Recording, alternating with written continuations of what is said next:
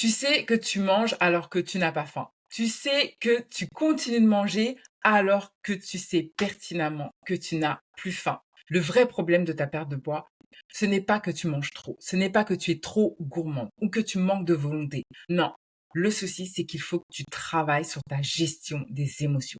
Aujourd'hui, je vais donner les vraies clés, celles qui fonctionnent pour arrêter de manger ces émotions et retrouver le plaisir de manger sans culpabiliser. Alors bouge pas, prends ton carnet, prends ton stylo. Là, je vais te donner mes meilleurs conseils pour que tu réussisses enfin ta perte de poids.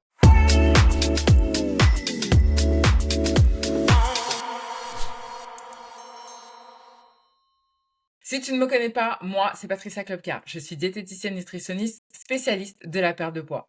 Ma mission, c'est d'accompagner les femmes dans leur perte de poids pour qu'elles se sentent enfin belles et épanouies dans leur corps. Si toi aussi, ton objectif, c'est de perdre du poids, mais que tu manques de motivation, je t'invite à venir me rejoindre dans mon groupe privé de motivation. À l'intérieur, tu vas trouver des femmes déterminées à réussir leur perte de poids. Je t'offre l'accès, il est totalement gratuit. Tu trouveras le lien directement en description. Manger ses émotions, en quoi c'est un problème? C'est un problème parce que au lieu d'accueillir ces émotions, tu cherches à les camoufler avec la nourriture. Stress, fatigue, ennui, frustration, mais même joie, tu manges pour camoufler, tamponner ces émotions. Et c'est là où est le problème. Le problème, c'est que tu manges ces émotions au lieu de les exprimer. Alors ça te maintient dans un cercle vicieux. Tu te sens pas bien, tu manges, et comme tu manges, tu te sens encore pas bien. Donc, tu nourris un cercle vicieux.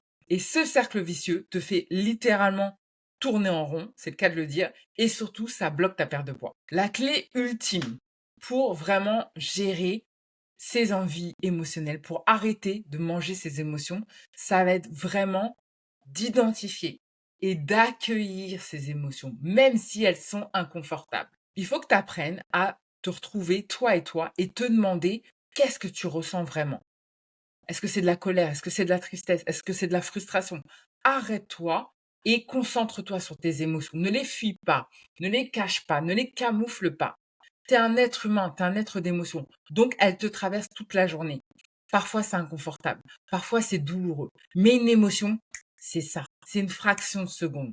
C'est une substance chimique à l'intérieur de ton corps qui te provoque une réaction. C'est ça une émotion. Et après, c'est toi qui décides de t'accrocher à cette substance ou de la laisser partir. Je pas dit que c'était évident. Parfois, c'est challengeant, c'est vrai. Mais plus tu vas identifier ton émotion, plus tu vas l'accueillir et être OK avec cette émotion, et plus elle va passer et moins elle aura d'impact sur ton comportement alimentaire. Tu n'en auras plus peur. Donc, tu n'auras plus besoin d'essayer de la camoufler, de la cacher, de ne pas la ressentir en mangeant. Quand tu manges, quand il y a une émotion qui te traverse, tu essayes de camoufler cette sensation. Elle est trop désagréable. Alors que manger, c'est plaisant. Alors que manger, ça fait plaisir. C'est attrayant. Ça te procure un bien-être. Mais quand tu manges pour des mauvaises raisons, ce bien-être, il est d'une courte durée. Parce qu'il se termine en culpabilité. Il finit en foutu pour foutu. Et il est là le problème. Donc la clé ultime pour apprendre à ne plus manger ses émotions, c'est vraiment d'accepter de les accueillir. Pour ça, il y a un outil qui fonctionne très bien, c'est le journaling. C'est vraiment prendre le temps chaque jour ou quand une envie a été plus forte ou plus compulsive, c'est vraiment de te poser, prendre ton journal et de noter ce que tu as ressenti. De noter dans quel environnement tu étais, dans quelle situation t'a déclenché ça. Qu'est-ce que tu as mangé? Comment tu t'es senti à ce moment-là? Quelle émotion t'a traversé? Et maintenant, comment tu te sens? Est-ce que tu es encore accroché à cette émotion ou est-ce que tu veux la laisser partir? Il est là le travail.